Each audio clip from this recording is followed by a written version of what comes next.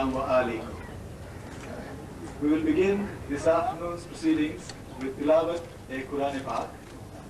I would like to call upon Mr. Abbas Hussain, Senior Instructor at Institute for Educational Development, to give a recitation of the Tilawat and its translation.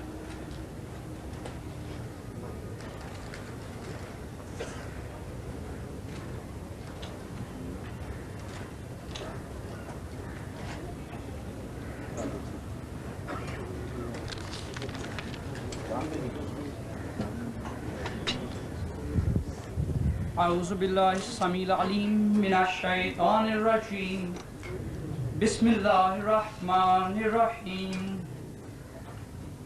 والضحى والليل إذا سجى ما ودعك ربك وما قلى وللآخرة خير لك من الأولى ولسوف يعطيك ربك فترضى ألم يجدك يتيما فآوى ووجدك ضالا فهدى ووجدك عائلا فأغنى فأما اليتيم فلا تقهر وأما السائل فلا تنهر وأما بنعمة ربك فحدث صدق الله مولانا العظيم. The translation of the 93rd Surah of the Quran, Ad-Duha, is as follows. In the name of Allah, the merciful Lord of mercy, I swear by the morning light and the night when it is still, that your Lord has not forgotten thee, nor has he repudiated thee. And the hereafter is better for you than the present. Soon will he grant you that with which you will be well pleased. Did he not find you an orphan and succor you? Did he not find you seeking and guide you? Did he not find you poor and enrich you? Therefore, spurn not the orphan, nor revulse the needy. And as for the grace and mercy of your Lord, remember it and proclaim it. The Urdu translation of this chapter is as follows. Bismillahirrahmanirrahim. कसम है चढ़ते सूरज की और रात की जब वो छा जाए कि आपका परवरदिगार न आपसे नाराज है न दस्तबरदार और आने वाला वक्त आज से कहीं बेहतर है और जल्द ही आपका रब आपको वो कुछ देगा जिससे आप खुश हो जाएंगे। क्या उसने आपको यतीम न पाया और पनाह न दी और तलाश में पाकर हिदायत न दी और मोहताज पाकर गनी न कर दिया? बस यतीम पर जुल्म न करें और सवाल करने वाले को मत झड़कें और अपने परवरदिगार की नेमतों को खूब खूब बयान करें। सदक़ल्लाहु मौलाना अज़ीम।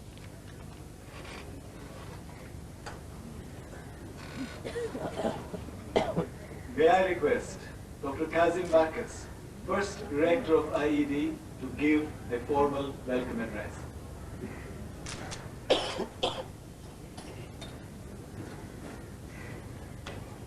Your Highness, Prince Karim Khan, Aga Khan, Chancellor of the Aga Khan University, and Princess Zara, our Chief Guest, the Honorable Mr. Justice Sajid, Chief Ali Shah, Chief Justice of Pakistan, the Chair and members of the Board of Trustees of the Aga Khan University, the members of the Academic Advisory Council of the AIED, other distinguished members, members of the faculty of this university, including IED, other friends and guests. I am very pleased indeed to welcome all of you to this inauguration of the first Professional Development Center of the Aga Khan University's Institute for Educational Development. It is indeed a privilege for me to be associated with this institution because I share its original vision that IED will make a significant contribution, inshallah, to the educational development of Pakistan and elsewhere in the developing world. There are many reasons for this optimism. At my initial meeting with the Chancellor, he expressed the hope that IED will not just be another teacher training institution.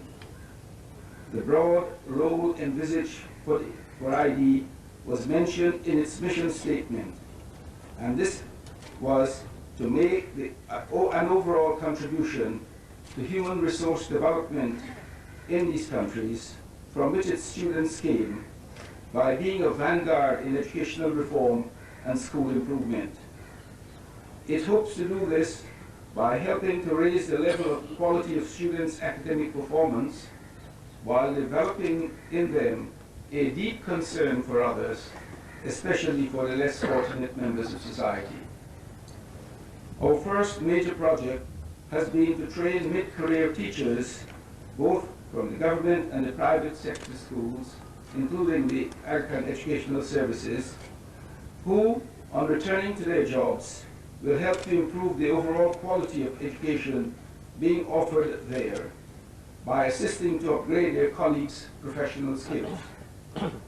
Their intensive two-year training, which is being conducted in association with two partner universities, the Universities of Toronto and Oxford, has some unique features which account for optimism about the potential impact of IED.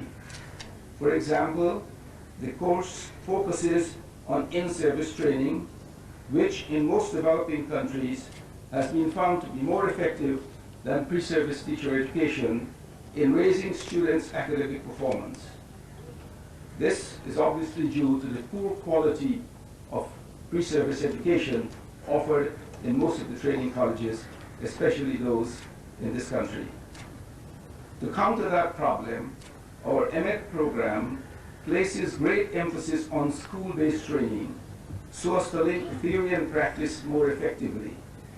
This explains the location of the Professional Development Center within easy reach of the SMS complex of schools, thereby allowing our students to try out immediately any new ideas about teaching which they might have acquired from their classes and discussion groups. School improvement is more effective when one works with entire schools, since each school has a culture of its own which exerts an almost independent influence on the quality of students' work. Therefore, we shall be increasingly involved with key school-related groups in helping to develop in these schools a culture that facilitates a high quality of academic performance. In addition, our teachers are being prepared to be critical, reflective inquirers into their own professional practice. We consider this very important because too often, once teachers are trained, they continue teaching the same way year after year, so that after 15 years of teaching, they effectively had only 1 year of experience, repeated 15 times. But equipping teachers with skills to systematically analyze their own teaching needs, needs appropriate follow-up action on their part. Therefore, IED is also preparing its students to carry out what in the literature is return to their schools, and will also be offering 8-week courses for other teachers in these schools in a further attempt to improve the quality of the entire schools. Research is a key area to which IED is devoting and expects to devote increasing attention. In Pakistan, systematic efforts in education are rare, systematic research efforts in education are rare, and therefore policies and programs are not normally developed on the basis of a rational analysis of our current needs and resources. Our research efforts are being directed at some of these challenges faced in trying to implement our school improvement efforts. While we conducted a small-scale study for UNESCO on the education of women and girls, we have been actively engaged in classroom-based research aimed in assessment and school training. In one study, we are attempting to get a better understanding of the culture of our schools here, especially those in which our master teachers are going to work, trying to identify the most effective leaders for change within them. Secondly, we are studying what inputs have helped to transform using this knowledge in our school improvement efforts. For the first study, we gratefully asked research organization IMTEC will secure funds for the project from the World Bank. To help improve school management, we are also researching into how teachers perceive their role and whether their time on task can be more effectively used. For this project, we acknowledge the assistance of the British Council and Sheffield Hallam University in the United Mathematics and Science in schools in Pakistan. There are obviously other factors which affect efforts at school improvement, such as government educational policies, curriculum content, the system of examinations, the quality of educational supervision, the perception of what is good quality education by parents and school trustees, etc. But it will be some time before IED is a important areas. This is because our guiding consideration in anything we do must always be to maintain the AKU's tradition for high-quality professional work, since this is the only way we can safeguard our credibility for excellence and effectiveness. Another point is that we are a private institution and do not have the resources available. In whatever we do, we must ensure that our efforts are having a maximum impact on improving the quality of education in the country. And for this, we look forward to the continued support of all our colleagues in education and well-wishers who are interested in education and who in their wisdom saw the need for and approved the establishment of IED. The members of the IED task force, the agencies which funded the project, the Council of European Communities, the Canadian International Development Agency, the Aga Khan Foundation, and the United Nations Development Programme. The International Development Research Center, which supports the documentation and continuous evaluation of our experiences during the first 3 years, and the Forrester family for funding IED's first endowed professorship. In addition, we appreciate the support received from the federal government and the government of Sindh, especially the Secretary of Education and the Directorate of Schools, the mates who were the original consultant architects to the project, the President of the University Center Mr. Dr. Shams Qasim Lakar, and Mr. Lee Hilling in his own way for the Director General of the Aga Khan University Hospital for their unstinting support of IED. The staff in the Faculty of Health Sciences who have contributed in one way or another to our efforts, the AKA ESP management and heads of the SMS schools in Pakistan, Bangladesh, Kenya, Tanzania, Tajikistan, who are currently doing an attachment overseas, best offered in any university in academia. Finally, at personal level, I'd like to thank my wife and the remainder of my family, without whose continued support, I might have missed the opportunity to share this exciting educational venture. Thank you.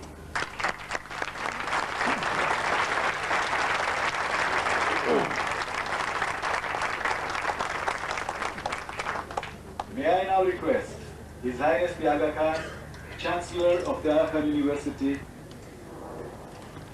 Chief Justice Sajjad Ali Shah, Dr. Geraldine Kenny Wallace, President of McMaster University, Honorable Ministers, Your Excellencies, Trustees, faculty members, distinguished guests. As the Aga Khan University matures, its body of alumni grows rapidly. I am particularly pleased to have with us today, as our chief guest, an alumnus of a rare sort, Chief Justice Sajjad Ali Shah, who graduated after serving a distinguished term as a trustee of this university.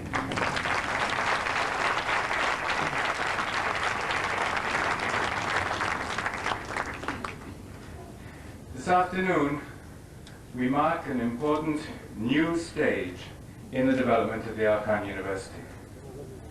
Professor Backus has detailed the structure and functioning of the Institute for Education Development. But I should like to describe to you my thoughts about why an institute like this is so important to Pakistan and the developing world, and why it is a logical extension of the university's program. In its 10 years, the university has succeeded in establishing respected schools of nursing and medicine. The respect that they have engendered comes foremost from the quality of the education that they offer. Consistent stress has been maintained on attracting talented students and a distinguished faculty, providing them with the resources needed to do their work well, and holding them to a high standard. But two other characteristics of these schools have underwritten their quality and assured their importance. The first is the international horizon that their vision encompasses. These schools have built partnerships with the best universities in North America and Europe, drawn faculty from 5 continents, and engaged in professional dialogue with the finest minds in the world. These are not parochial schools. The second characteristic, though, is distinctly local. The schools of nursing and medicine have the quality of primary and secondary education here in Pakistan and elsewhere is a profound problem, one that cruelly fetters the development of this country and many others. And the problem of educational quality is one that has engaged the minds of intelligent people around the world, people concerned not just with classroom teaching, but also with such fields as human development, organizational management, and social science research. IED therefore offers the opportunity to bring international competence to bear on the solution of a complex, local, but pervasive problem. Complex problems often have many causes, and people can be either a cause or a solution. Where professional competence is required to meet a social need, severe problems can be expected if a key profession has low social status. It may seem paradoxical that an important profession could have low status, but people who do not recognize the importance of a task or the contribution of the professional to it may withhold the status that professionals deserve. Alternatively, for historical or other reasons, the profession may be bound by structures that ensure that good performance by the professional is neither developed, nor recognized, nor rewarded, nor benefited from. For example, a professional who does not have access to continuing education, dialogue with engaged peers, or an important degree of control over professional work is both constrained and dispirited by these manifestations of low status. The consequences of such low professional status are manifold. First is the difficulty in recruiting talented people into the profession. Without access to the requisite talent, a profession is hard-pressed to work adequately. Second is the attrition that results when professionals are frustrated in their attempts to do their job well. Regularly, the attrition is highest amongst those with the widest range of options, that is, the best and the brightest. The result is a further shrinking of the pool of skills and dedication needed for the professional work. The third, and perhaps the most destructive consequence of low status, is lack of attention from outside the profession. The resources that are necessary for the successful practice of a profession, and the social structures that would enable those resources to be funneled efficiently to that profession, are likely to be made available only when those outside the profession recognize the need and commit to meeting it. And that recognition and commitment comes slowly to policymakers when the status of the work is low. The Institute for Education Development targets a very important low-status profession, teaching. AKU has long addressed in nursing another such profession. The strategy that IED has developed for improving teaching bears many similarities to that which the School of Nursing has used. The very creation of IED highlights the importance of teaching, and the programs of IED are crafted to amplify that message. The technical work of the Institute is designed to raise the competence of teachers both in their substantive areas of speciality and in their teaching skills, with the expectation that a truly excellent teacher can inspire others by example. Greater competence may not ensure the higher status, but it will make it easier to achieve. Neither publicity nor good training is likely to make such difference, however, unless an environment is created in which good teachers can be more effective. IED is planning to devote much of its work to creating such an environment by working with school heads, not just individual teachers. IED will try to build a new teaching environment. The leadership of school heads is essential to real reform. Essential to the success of this novel enterprise is the use of research. In seeking the way through unmapped territory, one must test tentative routes and continually redirect the exploration along the most promising paths.